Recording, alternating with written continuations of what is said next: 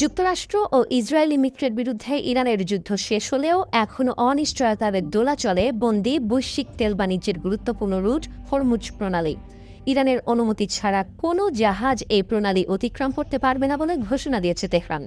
নির্দেশ অমান্য করলে সেই জাহাজ ধ্বংস করা হবে বলেও সরাসরি হুঁশিয়ারি দেওয়া হয়েছে। ইরানের এই হুঁশিয়ারির পর পারস্য উপসাগরে এখন এক অদ্ভুত থমথমে পরিবেশ বিরাজ করছে। পাশাপাশি আন্তর্জাতিক বাণিজ্য ও জ্বালানি সরবরাহ নিয়েও উদ্বেগ বেড়েছে। এক রেডিও বার্তার মাধ্যমে এই ঘোষণা দিয়েছে ইরানি নৌবাহিনী। তারা বলছে, হরমুজ প্রণালী ইরানের সার্বভৌমত্বের অবিচ্ছেদ্য অংশ। এখানে কারও আধিপত্য বা খবরদারি মোটেও মেনে নেওয়া হবে না। এই চরম হুঁশিয়ারির ফলে হরমুজ প্রণালীতে অবস্থানরত শত শত পণ্যবাহী জাহাজ এবং তেলের ট্যাঙ্কার এখন এক গভীর অনিশ্চয়তার কবলে আটকা পড়ে আছে। এদিকে বর্তমানে পারস্য উপসাগরের আকাশে এখনও মার্কিন ও ইসরায়েলি যুদ্ধ বিমানগুলো সারাক্ষণ টহল দিচ্ছে। এ থেকে বোঝা যায় যুদ্ধের পরিস্থিতি এখনও পুরোপুরি শান্ত হয়নি। হরমুজ প্রণালী বিশ্বের 1/5 জ্বালানি তেল সরবরাহের একমাত্র প্রধান পথ। ফলে এই নতুন উত্তেজনার প্রভাব সরাসরি বিশ্ব অর্থনীতি ও জ্বালানি বাজারে পড়তে শুরু করেছে।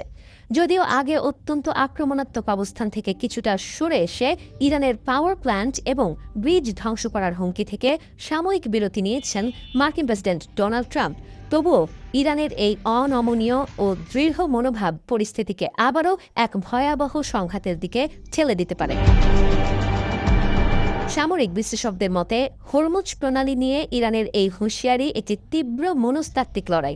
এই লড়াইয়ে আমেরিকা এবং ইরান উভয়ই একে অপরের ধৈর্যের শেষ সীমা পরীক্ষা করছে। যুদ্ধবিরতি মাত্র 2 সপ্তাহের জন্য হওয়ায় এই সংকীর্ণ ও গুরুত্বপূর্ণ জলপথের দিকে পুরো বিশ্ববাসীর নজর থাকবে, কারণ এখানে নেয়া যে কোনো ছোট ভুল পদক্ষেপ পুরো বিশ্বকেই এক অকল্পনীয় জ্বালানি ও অর্থনৈতিক সংকটের মুখে ফেলে দিতে পারে।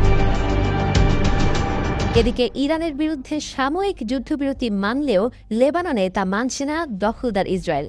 বুধবার মাত্র 10 মিনিটের ব্যবধানে লেবাননের রাজধানী বৈরুত সহ বিভিন্ন এলাকায় 100টি বিমান হামলা চালিয়েছে ইসরায়েলি বাহিনী।